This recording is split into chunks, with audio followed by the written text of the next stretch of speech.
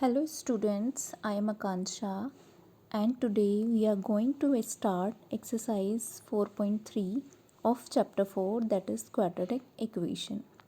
Students, I hope you are doing very well in this lockdown period. You are not going anywhere outside and you are doing your study by staying at home. Now come to the exercise. Let's get started. इसमें first question दिया गया है, यदि निम्न द्विघात समीकरणों के मूलों का अस्तित्व हो तो इन्हें पूर्ण वर्ग बनाने की विधि द्वारा ज्ञात कीजिए। देखो, अभी तक हमने जो द्विघात समीकरणों को हल करना सीखा है वो सीखा है जो मध्य पद होता है, मिड टर्म होती है इसकी, इसको हम दो भागों में बांट देते थे। मध्य पद को स्प्लिट करके हमने द्विघात समीकरणों को हल करना सीखा था। लेकिन अभी जो इस एक्सरसाइज में हल करना इनको सीखेंगे वो सीखेंगे पूर्ण वर्ग बनाने की विधि द्वारा। तो पूर्ण वर्ग देखो कैसे बनाएंगे बच्चों, इसको बहुत ध्यान से समझना, स्टेप वाइज स्टेप हम करेंगे। सबसे पहले करेंगे प्रत्येक पद में एक्स स्क्वायर के गुणांक द्वारा भाग देने पर। देखो जो इक्वेशन है एक्स स्क्वायर का गुणांक किसमें है 2। अब 2 से इस पूरी इक्वेशन को भाग देंगे। जो पहले पद में भाग देंगे तो हो जाएगा एक्स स्क्वायर, दूसरे पद में भाग देंगे तो हो जाएगा 7/2 और तीसरे पद में भाग देंगे तो हो जाएगा 3/2। अब सेकंड वाला जो स्टेप है, सेकंड स्टेप में क्या करेंगे, जिसे पूर्ण वर्ग बनाना है वह भाग अलग करने पर। पूर्ण वर्ग हमें इसको बनाना है तो ये भाग हमने अलग ब्रैकेट में कर लिया और 3/2 को यहाँ अलग छोड़ लिया। बस इतना ही करना है सेकंड स्टेप में। अब थर्ड स्टेप में देखो क्या करेंगे, ये जो 7/2x है इसको टुकड़ों में तोड़ेंगे। कैसे, ये देखिएगा, यहाँ देखो इधर 7/2x को लिख सकते हैं 2 × x और यहाँ पर 7/4 है जो आपको पार्ट विजिबल नहीं है शायद, तो यहाँ 7/4 लिखा हुआ है जो ये है। कैसे तोड़ा हमने 7/2x को, देखो हमने 2 की गुणा ऊपर कर दी और 2 की ही नीचे कर दी। जब 2 की गुणा ऊपर कर दी तो यहाँ ये 2 आया और 2 की गुणा जब नीचे करेंगे तो इस 2 में गुणा हो जाएगी तो ये हो जाएगा 4, 7/4 हो जाएगा। ये देखो 1 2 तो ये है जो हमने गुणा करी है और 1 2 ये वाला है जो 2 से ये 4 हो गया। समझे बच्चों। अब नेक्स्ट स्टेप में क्या करेंगे, 3, ये देखो ये जो है हमारा 7/4 जो है इसके वर्ग से इसका वर्ग जोड़ेंगे और इसका ही वर्ग घटाएंगे। अगले स्टेप में एक बार 7/4 का वर्ग जोड़ा और एक बार 7/4 का वर्ग घटाया। क्यों ऐसा क्यों किया हमने, पूर्ण वर्ग बनाने के लिए किया है। ये देखो 7/4 का वर्ग जोड़ने व घटाने पर। अब जो नेक्स्ट स्टेप आया है वो देखो हमने ये लिखा, और जो 7/4 एक प्लस वाला था वो तो अंदर ब्रैकेट के साथ अंदर ले लिया और जो माइनस वाला था उसको बाहर 3/2 के साथ ले लिया। अब देखो बच्चों, जैसा कि आप ध्यान से देख रहे होंगे तो यह है पूर्ण वर्ग बन गया है। ये किसका वर्ग, इसका, x - 7/4 का होल स्क्वायर। जब आप x - 7/4 का होल स्क्वायर खोलेंगे तो आपको ये मिलेगा, और जब ये है इसको बंद करेंगे तो आपको ये मिलेगा। तो हमने यहाँ होल स्क्वायर खुला हुआ है बंद कर दिया। देखो x का जब होल, मैं आपको खोल के दिखाती हूँ, x का होल स्क्वायर खोलेंगे तो x स्क्वायर आएगा। 7/a - b का होल स्क्वायर का फॉर्मूला होता है a² + b² - 2ab या a² - 2ab + b²। तो हमने पहले तो a का होल स्क्वायर किया, अब b की जगह है इसमें 7/4, 7/4 का होल स्क्वायर ये रहा और -2ab, 2 ये रहा, a ये रहा और b ये रहा, मिल गया आपको। और आगे वाले यहाँ जो ये स्टेप बचा है इसमें हमने किया 7/4 का होल स्क्वायर है, इसको खोल दिया तो 7 × 7 = 49 और 4 × 4 = 16 + 3/2। ये वाला स्टेप अब एज इट इज़ चलता रहेगा और इसको हम कैलकुलेट करेंगे इस वाले पार्ट को। ये देखो दोनों को हमने ब्रैकेट में बंद कर लिया। इसके बाद यहाँ से 16 एलसीएम लिया। जब 16 एलसीएम ले लेंगे तो 16 से 16 को भाग करेंगे 1 आएगा। अब उस 1 की मल्टीप्लाई 49 के साथ करेंगे तो यहाँ 49 आ जाएगा। अब 2 से 16 को भाग करो तो क्या आ जाएगा 8। अब इस 8 की 3 के साथ मल्टीप्लाई करो तो 8 दिया 24, वो यहाँ आया। अब देखो यहाँ हमने 49 माइनस 24 लिख दिया। अब 49 में से 24 लेस किया तो आया 25। नीचे डिनोमिनेटर में 16 है। अब ये इधर माइनस का है, इज इक्वल टू की इस साइड ले जाएंगे, इधर जाके ये प्लस का हो गया, पॉजिटिव हो गया। अब उसको हम क्या लिख सकते हैं, वो है 25/16। 25/16 को लिख सकते हैं 5/4 का होल स्क्वायर। अब इधर भी होल स्क्वायर है, इधर भी होल स्क्वायर है, तो दोनों तरफ वर्गमूल लेने पर आप लिखना चाहो तो यहाँ एक लाइन लिख सकते हैं, दोनों तरफ वर्गमूल लेने पर।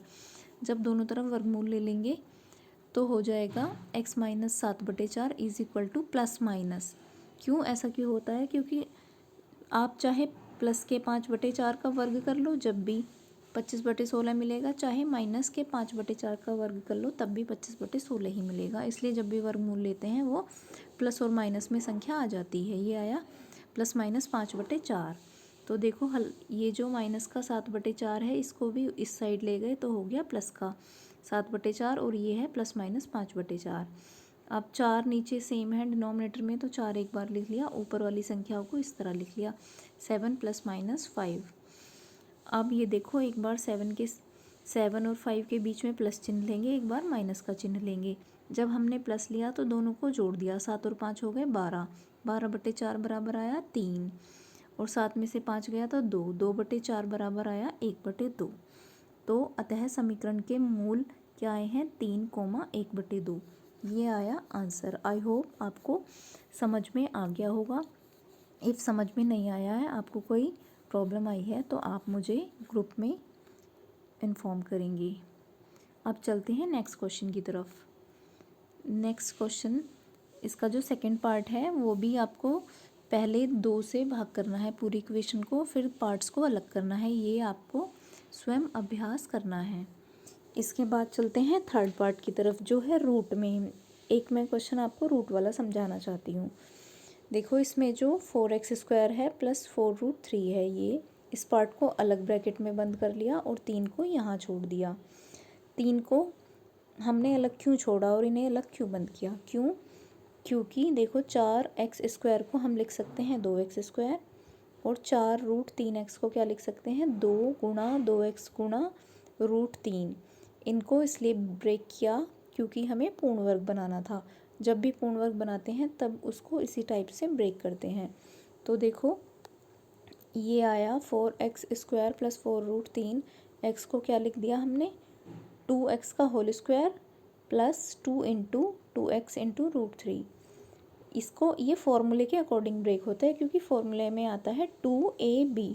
तो ये तो 2 है और ये a 2x और ये b √3।